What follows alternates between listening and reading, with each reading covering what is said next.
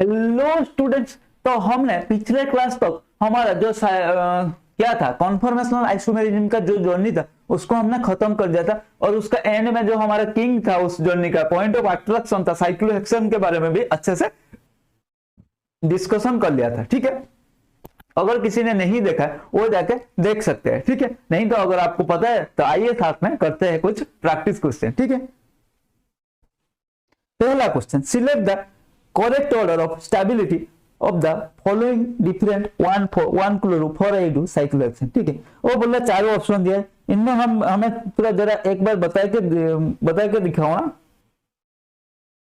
Stability का order क्या होगा। भाई साहब आपने तो बहुत पढ़ लिया, मैंने क्या बताया था भाई, क्या बताया था वो क्लास वाला एग्जाम्पल दिया था। क्या है, आप क्लास में जाओगे, मान लो आपका क्लास में 20 बेंच पड़ा है, एक बेंच का कैपेसिटी है 4, 20 में से 10 बेंच का कैपेसिटी मतलब 4 स्टूडेंट बैठ गए। ठीक है, बाकी 10 में से 5 में हमारा 3 स्टूडेंट बैठे, बाकी रह गया क्या है रेस्ट हमारा 5 से 3 में 2 स्टूडेंट बैठा है, 2 में 1 स्टूडेंट बैठा है। ठीक है, तो आपको अगर चॉइस दिया जाएगा आप कहां बैठना पसंद करोगे, 4 में तो नहीं बैठोगे क्योंकि वह रिपल्सन होगा। ठीक है, आपका मतलब आप अच्छे से नहीं बैठ पाओगे, उसको केमिस्ट्री के भाषा में हम और बताएंगे तो क्या होगा, वहां पे आपका स्टेबिलिटी नहीं रहेगा। 3 में आप बैठ तो पाओगे लेकिन वहां पे थोड़ा लेस स्टेबिलिटी रहेगा। ठीक है, केमिस्ट्री के भाषा में मतलब आप अच्छे से थोड़ा बैठ तो पाओगे लेकिन इतना कंफर्टेबल नहीं है। लेकिन अगर जहां 2 स्टूडेंट बैठा वहां बैठा दोगे आपको तो थोड़ा आप अच्छा महसूस करोगे, यहाँ पे थोड़ा मतलब थोड़ा लेस क्राउडिंग है। ठीक है, केमिस्ट्री के भाषा में तो थोड़ा आपका स्टेबिलिटी अच्छा रहेगा। लेकिन आप जहां पे 1 स्टूडेंट बैठा है वहां पे बैठा भी देता हूँ, वहां पे मैं तो केमिस्ट्री की भाषा में इसको बोलते हैं अरे मैं तो यहाँ पे तो कोई रिपल्सन ही नहीं है तो मैं तो ज्यादा स्टेबल हो गया, अरे बाबा। ठीक है, तो वही वाला एग्जांपल दिया था। तो यहाँ पे क्या है, तो जो हमारा जब एक्सियल में रहता है तो वो क्राउडिंग ज्यादा फील करता है। ठीक है, रिपल्सन ज्यादा फील करता है इन कंपेयर टू हमारा कोई भी ग्रुप, इन कंपेयर टू हमारा इक्विटोरियल। ठीक है, तो इसीलिए जो बल्कि ग्रुप होता है वो इक्विटोरियल लेना पसंद करता है, और जिस कन्फर्मेशन में बल्कि ग्रुप इक्विटोरियल में ज्यादा होते हैं ठीक है वो ज्यादा स्टेबल होता है। तो पहले को देख लेते हैं। पहले में आई में ये एक्सियल में, आयोडीन एक्सियल में एंड क्लोरीन इक्विटोरियल में। 2i में दोनों एक्सियल में है। ठीक है, 3rd में आयोडीन इक्विटोरियल में, क्लोरीन एक्सियल में, आईडी में दोनों ही इक्विटोरियल में। तो इन्होंने बोला the correct order of stability का करेक्ट ऑर्डर। देखो स्टेबिलिटी का करेक्ट ऑर्डर, तो आईवी में देखो दोनों ग्रुप ही एक्सियल में है। ठीक है, तो ये तो ज्यादा स्टेबल हो जाएगा। ठीक है, देन हम देखते हैं 2i में दोनों आईवी में दोनों ग्रुप इक्विटोरियल में है। मैंने लिखा है सही, बोल रहे हो गलत, ठीक है माफ करना। ठीक है, तो आईवी में दोनों ग्रुप इक्विटोरियल में, मैंने बताया बल्कि ग्रुप जनरल इक्विटोरियल में रहेंगे तो वो ज्यादा स्टेबल है। यहाँ पे दोनों क्लोरीन एंड आयोडीन दोनों ही इक्विटोरियल में, वो तो आईवी ज्यादा स्टेबल होगा। देन एक्सियल में दोनों ग्रुप हमारा सेकेंड आई में दोनों ग्रुप हमारा एक्सियल में, तो वो तो दोनों ग्रुप एक्सियल में आ गए तो वो लिस्ट स्टेबल हो जाएगा। ठीक है, बाकी कौन बच गया, रेस्ट हमारा रहेगा आई एंड 3rd आई में देखो chlorine equatorial, iodine axial. 3rd आई में आयोडीन इक्विटोरियल, क्लोरीन एक्सियल। तो आयोडीन और क्लोरीन में अगर बात किया जाए, आयोडीन का साइज बड़ा होता है, वो बल्कि होता है कंपेयर टू क्लोरीन। कि क्लोरीन ब्रोमीन आयोडीन, क्लोरीन से वो काफी सफिशिएंट लार्ज होता है। ठीक है, तो वो इसीलिए वो जहां इक्विटोरियल में रहेगा वो ज्यादा स्टेबल होगा कंपेयर टू वो जहां एक्सियल में रहेगा। तो हमारा 3rd आई आ गया, देन हमारा क्या आ गया आई, ये था 2i। ठीक है, समझ में आ गया। फिर से एक बार एक्सप्लेन कर देता हूं। ठीक है, मैंने जैसे बताया जब हमारा साइक्लोहेक्सेन में आएगा ना, जो बल्कि ग्रुप होता है वो जनरली जब इक्विटोरियल में रहेगा तो उसका क्या होगा, उसका रिपल्सन कम होगा, स्टेरिक क्राउडिंग कम होगा। ठीक है, कहने का मतलब भांडरवाल स्ट्रेन कम होगा। तो जनरली हमारा कहने का सिंपल सा मतलब है, उसको 1 वर्ड में बताऊंगा। तो जब लार्ज ग्रुप हमारा इक्विटोरियल में रहेगा, लार्ज ग्रुप इक्विटोरियल पोजीशन में रहना पसंद करेंगे, तो जब लार्ज ग्रुप इक्विटोरियल में रहेंगे तब तो हमारा कंपाउंड का स्टेबिलिटी ज्यादा होगा इन कंपेयर टू अगर लार्ज ग्रुप हमारा एक्सियल में है। ठीक है, तो यहाँ पे था आयोडीन क्लोरीन। ठीक है, तो आयोडीन क्लोरीन जहां पे दोनों ही इक्विटोरियल में वो सबसे ज्यादा स्टेबल होगा। ठीक है, जहां दोनों ही एक्सियल में वो सबसे लीस्ट स्टेबल होगा। ये था हमारा कौन सा गैस, आईवी एंड 2i। ठीक है, देन हमारा आई एंड 2i में देखो आई में आयोडीन एक्सियल में, क्लोरीन इक्वेटोरियल में, ठीक है। तो आयोडीन और क्लोरीन में हमारा साइज किसका बड़ा है? आयोडीन लार्ज एनफ होता है क्लोरीन से, ठीक है। तो आयोडीन एंड थर्ड आई में आयोडीन इक्वेटोरियल में, क्लोरीन एक्सियल में। तो आयोडीन का साइज बड़ा है तो आयोडीन इक्वेटोरियल में रहेगा तो वो ज्यादा स्टेबल होगा, ठीक है। तो आयोडीन क्या है? देन थर्ड आई, देन हमारा आई। समझ में आ गया? हाँ जी सर। इसी खुशी में आगे बढ़ते हैं। Give the Newman projection formula of the least staggered form of N-butane. Which of the following reason is the cause of its instability? क्या है sir? The least stable conformation of N-butane is gauge form, ठीक है। least stable conformation क्या है? इसका gauge form. The reason of its instability is van der Waals strain due to steric hindrance. Torsional strain is not possible as it is only present in eclipse conformation, ठीक है।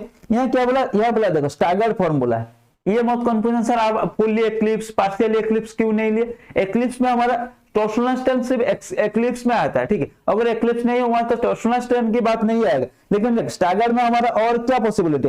एक है गॉच form, एक है anti form. Anti form and gauche form से अगर compare करें, गॉच में क्या है? दोनों मिथाइल ग्रुप पास रहेंगे तो स्टेरिक क्लाउडिंग की वजह से van der Waals स्ट्रेन आएगा, तो इसीलिए वो लीस्ट स्टेबल होगा। तो हमारा van der Waals स्ट्रेन आएगा। टॉर्शनल स्ट्रेन हमारा सिर्फ एक्लिप्स में आता है, ठीक है। Which of the following statement is or are correct? क्या पहला स्टेटमेंट क्या है? The anti-conformation of this one is more stable than its Gauge conformation. The statement is incorrect because देखो यहाँ पे कुछ तो गड़बड़ लग रहा है। देखते हैं, इसको ड्रॉ करके देखते हैं। हाँ जी सर, ड्रॉ कराओ, नहीं तो हमें कैसे समझ में आएगा? केमिस्ट्री है, नो है हिस्ट्री? केमिस्ट्री है, ये नहीं है हिस्ट्री।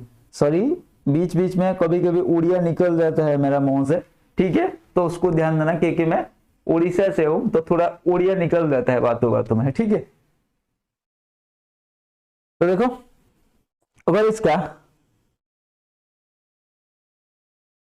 इसका मैंने एंटी कन्फर्मेशन और गॉच कन्फर्मेशन ड्रॉ करने की ट्राई करूंगा। C1 है, एक हम फ्रंट कार्बन लेते हैं, ठीक है। मान लो मैंने इसको फ्रंट कार्बन लिया, ठीक है। तो हम इसको ऐसे रख सकते हैं। हाँ जी सर। तो इसका H2N यहाँ रहेगा एंड हाइड्रोजन यहाँ रहेगा, ठीक है। देन हम क्या लेंगे? गॉच फॉर्म, ठीक है। ऐसा इसका H2N ऐसा आएगा ना, एक तो आएगा ऐसा, ठीक है। हाँ जी सर, एक ऐसा आएगा। तो यहाँ पे क्या होगा? Intramolecular hydrogen bonding. और समझ में आ गया? एंटी में ऐसा कोई सीन नहीं है, ठीक है। एंटी में तो यहाँ पे NH2 रह जाएगा ना। तो एंटी में अगर ड्रॉ करने की कोशिश करेंगे तो ये यहाँ पे NH2 आ जाएगा, ठीक है। यहाँ पे NH2, यहाँ पे NH2, तो दोनों के बीच में चांसेस ही नहीं है, ठीक है भाई। पास रहेंगे तो मोहब्बत का शुरुआत होगा ना, दूर रहेंगे तो कैसे शुरुआत होगा? मतलब शुरू से ही दूर, मतलब एक दूसरे को देखा भी नहीं है आपने, तो मोहब्बत कैसे होगा? नहीं होगा। अगर पास में साथ में पढ़ रहे हो, साथ में ट्यूशन जा रहे हो या पड़ोस में रह रहे हो, ठीक है, तो फिर तो मोहब्बत होगा, अट्रैक्शन बढ़ेगा, बात होगी, तभी तो मोहब्बत बढ़ेगा, ठीक है। तो यहाँ पे तो कुछ पॉसिबल नहीं है एंटी में, लेकिन हमारा गॉच में है। हाँ जी सर। तो पहला स्टेटमेंट हमारा गलत हो गया, बहुत बुरा हुआ, कुछ नहीं। नेक्स्ट स्टेटमेंट क्या देखते हैं? The gauche conformation of this one is more stable than its anti conformation at room temperature. देखो यहाँ पे OH है एंड फ्लोरीन है, ड्रॉ करने की जरूरत है। हाँ जी सर, बिल्कुल है। आप ऐसे नहीं कर सकते हमारे साथ, आप ड्रॉ करके दिखाओ, ठीक है भाई। तुम बोल रहे हो तो मैं क्या कर सकता हूँ भाई? देखो यहाँ पे OH है, ठीक है। यहाँ पे फ्लोरीन लगा देंगे, ये गॉच फॉर्म होगा ना? नहीं होगा सर। तो दोनों के बीच में क्या हो रहा है? एक ऐसा अट्रैक्शन आ रहा है, इंट्रामोलिकुलर हाइड्रोजन बॉन्डिंग जैसा लग रहा है, ठीक है सर। अगर एंटी में रख देगा वही बात हो जाएगा, ठीक है। ना जान ना पहचान, होगा कैसे मोहब्बत? नहीं होगा, ठीक है। आसपास रह रहे तभी तो मोहब्बत बढ़ रहा है, तभी तो इंट्रामोलिकुलर हाइड्रोजन बॉन्डिंग आ रहा है, तभी तो स्टेबिलिटी बढ़ रहा है, ठीक है। Flagpole interaction are present in the both form of the cyclic reaction. हाँ जी सर, बिल्कुल सही है। In case of one four dihydroxy cyclic reaction the chair conformation is more stable, ठीक है। The statement is partially correct for cis 1,4-dicyclohexane the both form is more stable while 1,4-trans 1,4-diaxl के लिए chair form मोर stable, ठीक है। अगर देखो यहाँ पे cis या ट्रांस कुछ आइडेंटिफाई नहीं किया तो हम इसको ना बोल सकते ये फॉल्स है, ना ही बोल सकते इसको ट्रू है, ठीक है। अगर cis में आएगा, cis में बोथ फॉर्म है, इंट्रामोलिकुलर हाइड्रोजन बॉन्डिंग आ जाएगा, तो इंट्रामोलिकुलर बोथ फॉर्म ज्यादा स्टेबल हो जाएगा। और ट्रांस में होगा तो इंट्रामोलिकुलर हाइड्रोजन बॉन्डिंग नहीं आएगा, ठीक है। तो ट्रांस में होगा तो ये, अगर ये रहता ट्रांस 1,4 डाइऑक्साइड तो ये स्टेटमेंट हमारा सही होता, अगर ये सिस बोल देता ये गलत होगा। ऐसे तो ये सिस ना ट्रांस बोला तो इसको हम बोलते हैं पार्शियली करेक्ट, ठीक है। मैंने बता दिया भाई पार्शियली करेक्ट। सिस में ऐसा होता है, सिस में इंट्रामोलिकुलर हाइड्रोजन बॉन्डिंग आएगा, वो मोस्ट स्टेबल होगा। ट्रांस में ऐसा कुछ सीन नहीं आएगा तो ये लीस्ट स्टेबल होगा, ठीक है। Then, which of the following which is the most stable conformation among the given? Sir मैं बताऊंगा। अरे बता बता, क्या क्या बता तूने, क्या है sir? which is most stable conformation among the following, ठीक है। क्या सर, कैसे कैसे बताएंगे इसको? देखो, एक है OMe ग्रुप, एक है OH ग्रुप। यहाँ पे तो ये इक्विटोरियल में, यहाँ पर भी इक्विटोरियल में, यहाँ पे दोनों OH ग्रुप है। ये तो एक्सियल में दोनों ग्रुप है, ये तो पॉसिबल नहीं है, ठीक है। यहाँ पे ये क्या है, which of the following most stable confirmation of given compound, ठीक है। देखो यहाँ पे ये भी इक्विटोरियल में है, ये भी दोनों इक्विटोरियल में, one is the most stable, ठीक है। वन में दोनों ग्रुप हमारा इक्विटोरियल में है।